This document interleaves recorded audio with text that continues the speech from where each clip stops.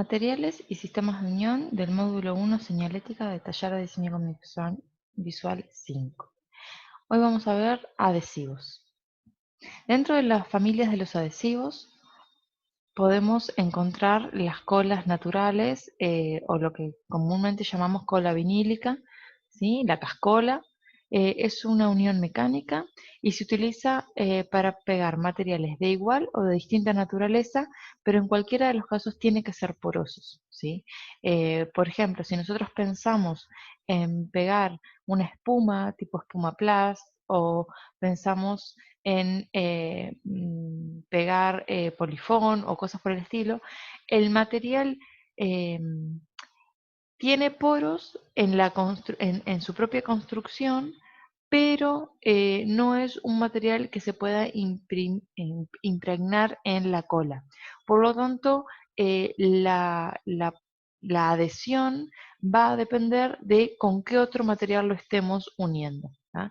Es decir, porque aclaro esto porque a veces digo, por ejemplo, la cascola no sirve para pegar espuma plus.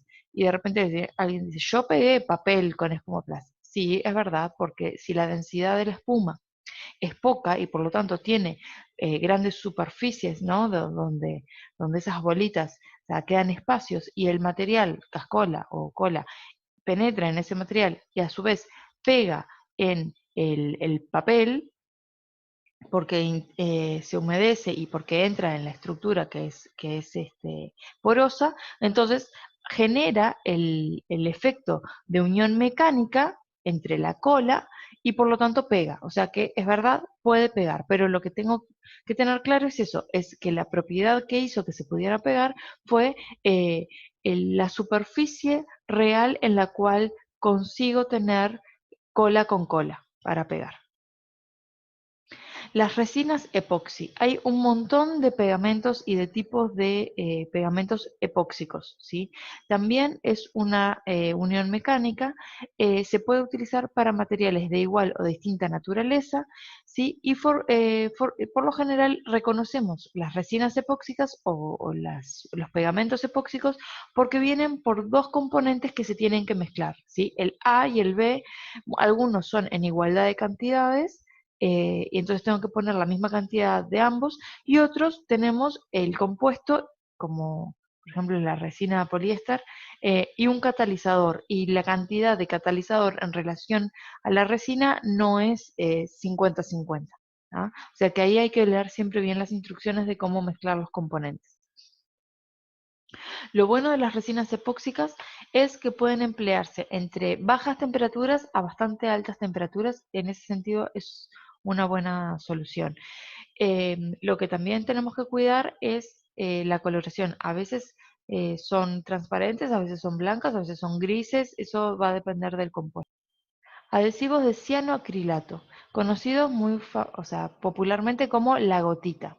La gotita es una marca, existen muchas otras marcas que trabajan con este tipo de adhesivos. En este caso es una unión química, ¿sí? Porque afecta el componente de los materiales que se va a pegar. Se emplea para unir materiales fijos que no tengan elasticidad ni memoria, es decir, los materiales no pueden tener elasticidad o memoria y no se pueden exponer al vapor o o a agua a temperaturas porque se degrada, ¿sí? De hecho, hablando un poco de la unión química o de los vapores que suelta, llamémosle la gotita, a la hora de pegar, es que cuando nosotros utilizamos para pegar plásticos, podemos ver luego la aureola de cómo afecta al material, cómo lo descompone, y por lo tanto es que en el área, por ejemplo, del modelismo o de las composiciones de objetos con plásticos a pequeña escala, donde hay que ser muy riguroso, en realidad no se usa la gotita, se usan pegamentos especiales, pero todos tienen una base del mismo componente. Bien, ¿qué sucede? ¿Qué pasa si se nos pegan los dedos o si mientras estamos manipulando de alguna manera nos tocamos un ojo y nos quedamos pegados? Bueno, vapor. ¿sí? Ponemos a calentar agua, vamos con agua caliente y eso hace que rápidamente se suelte el material. Otros, si tenemos pegamentos, nos quedan residuos en las manos, lo que se hacen es se puede lijar, queda duro y se lija. ¿Qué pasa si la gotita también se utiliza para pegar rápidamente cortes de piel, ¿sí? Así que si tenemos un accidente y por un golpe o porque con una trincheta, por ejemplo, el clásico corte de trincheta y sangra mucho, si tenemos la gotita a la vuelta, ponemos rápidamente en el corte de la herida, apretamos y hacemos que se suelde antes de ir al médico, ¿no? O sea, esto es para evitar la hemorragia. Se utiliza, no es algo que uno diga médicamente se puede recomendar, pero si hay un accidente está bueno saberlo. Va a arder un poquito, pero vamos a evitar la gran hemorragia. Cemento de contacto. Hay un montón de marcas con las cuales estamos acostumbrados a trabajar, Novopren, Pegapren, pero todos o sea, se reconocen como cementos de contacto. Es una unión mecánica, se emplea para unir materiales que van a estar en fricción o que tienen elasticidad y memoria, a diferencia de lo que era la gotita, ¿sí? Los cuales pueden tener porosidad, es decir, si nosotros vamos a pegar polifón, que hoy hablaba, el cemento de contacto es un buen material. Si vamos a pegar eh, espumaplast, no, porque reacciona químicamente y el cemento de contacto lo consume la espuma. En ese caso, tendríamos que usar un símil cemento de contacto que no tenga la carga em, química, que además es la que es eh, adictiva y alucinógena, ¿no?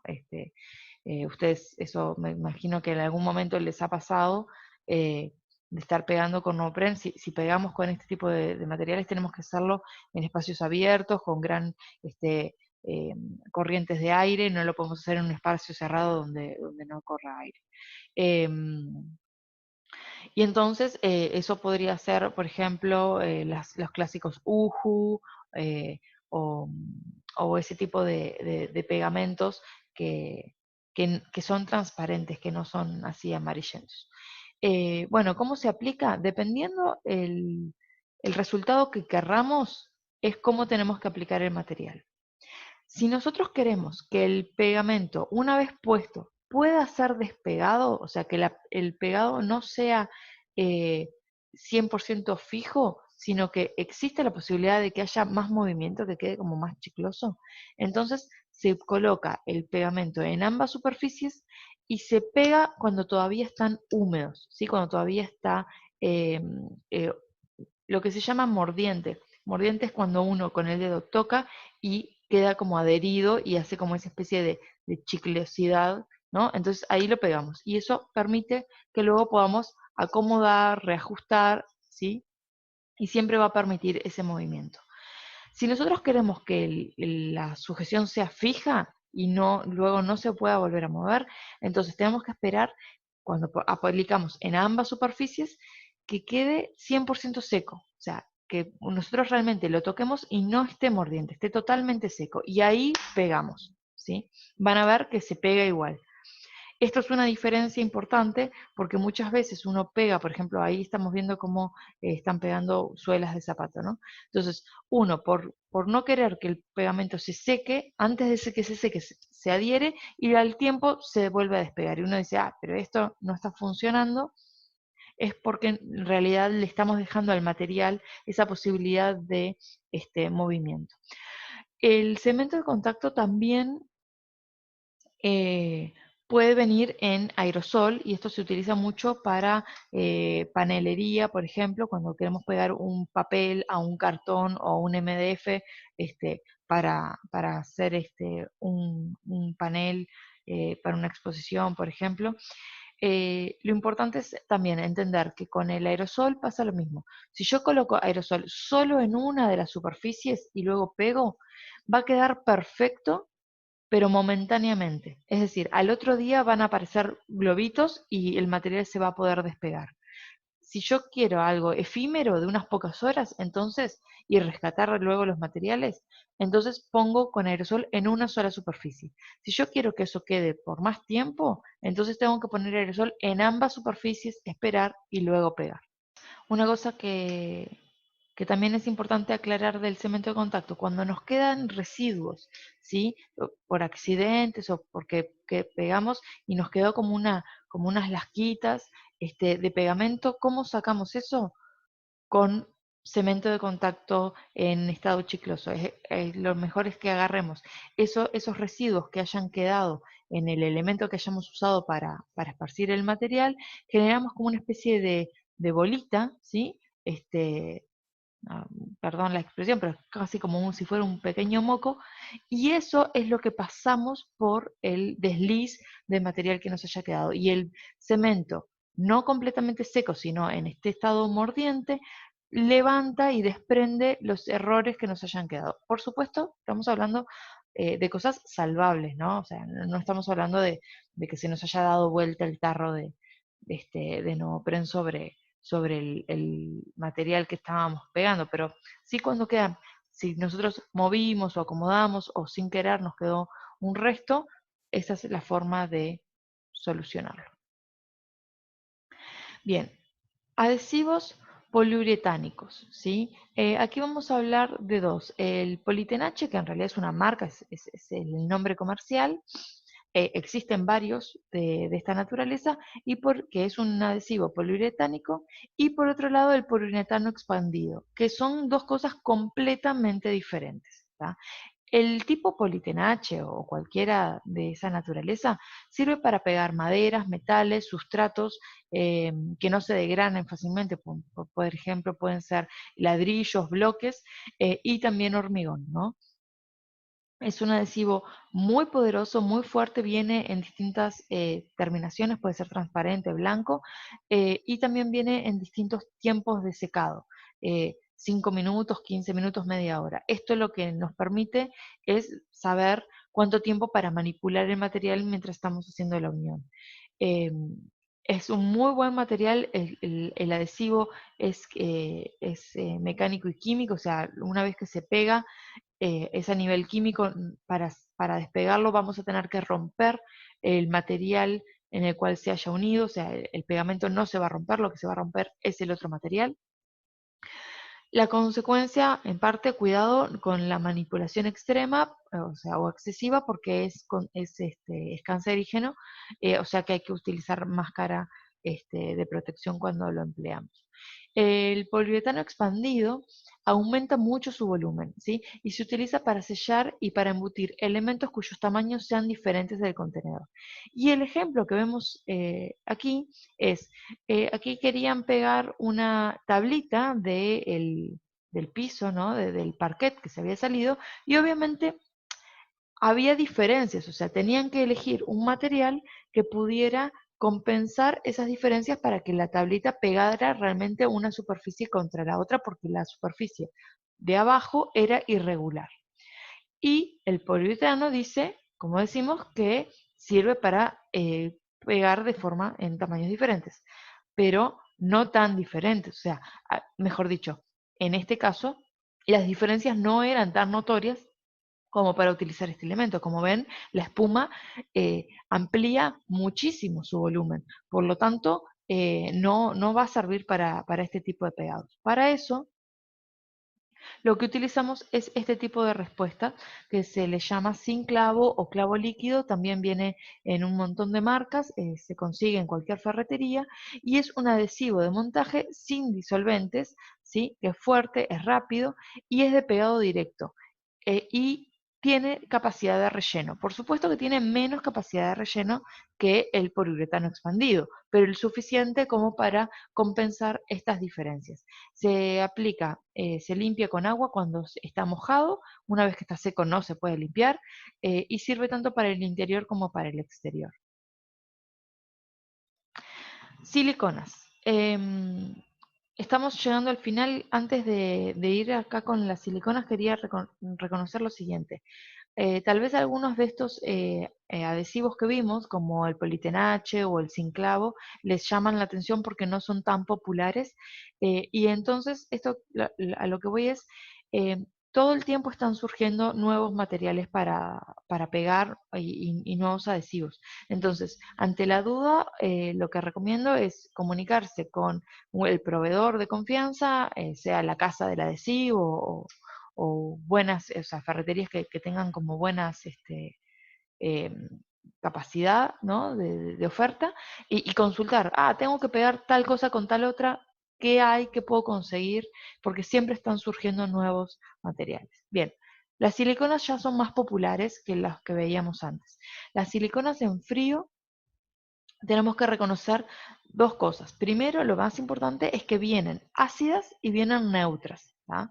Tienen una pequeña diferencia económica entre ellas, pero lo importante es saber que las ácidas no las puedo utilizar para pegar ciertos metales. ¿sí? Las puedo utilizar para pegar, por ejemplo, vidrio, las puedo utilizar para pegar otro tipo de elementos, pero si yo sé que voy a pegar metal, entonces tengo que elegir una eh, silicona neutra porque el ácido va a afectar al material, sobre todo los hierros. Entonces, si yo no sé qué naturaleza del metal está en su composición, es preferible no correr riesgo e ir por una silicona neutra. Pueden venir en blanco o en transparente, eso va a depender de la terminación que estemos buscando. Y también existen siliconas que son rojas, son mucho menos populares porque son para altas temperaturas. ¿tá? Pueden resistir entre, que creo que más de 300 grados, entre 300 grados por ahí están este, estas siliconas. Por otro lado, tenemos lo que reconocemos como silicona caliente, ¿no? Aquí en la imagen, la clásica. Bueno, lo primero que hay que aclarar es que no es silicona. El compuesto es un polímero X, pero, o sea, no sé exactamente su composición, pero sin duda no es material silicona. Les digo por si están buscando pegar algo que en su instructivo pide que sea con silicona, no utilicen este material. Y se utiliza la silicona caliente, o lo que llamamos silicona caliente, para unir piezas que de alguna manera no van a estar, no van a ser eh, para siempre. Es decir, son soluciones rápidas de adhesión, pero que si lo que vayamos a pegar tiene mucho movimiento, con el tiempo el material queda como amarillo, empieza a quedar más rígido, pierde la capacidad de memoria y por lo tanto tiende a despegarse. ¿ah? Entonces eso es importante tenerlo en cuenta, a ver cuánto tiempo va a tener que estar esto adherido, a ver si elijo esta silicona o si voy con otro material. Bien, hasta aquí la clase o este apartado de adhesivos. Vuelvo a insistir que antes de utilizar algún adhesivo, consulten si no apareció alguno mejor. En cuanto a algo que no dije de las colas vinílicas, hay muchos tipos también de colas, muchos componentes, y depende qué vayamos a usar, cuál es la que conviene. Hay muchas que no se consiguen fácilmente en plaza, pero sí en proveedores, por ejemplo, de insumos de encuadernación o en imprentas. Las colas que se utilizan para encuadernar libros no son las colas vinílicas que se utilizan en carpintería, por ejemplo. Bueno, espero que les haya servido. Nos vemos en el próximo video.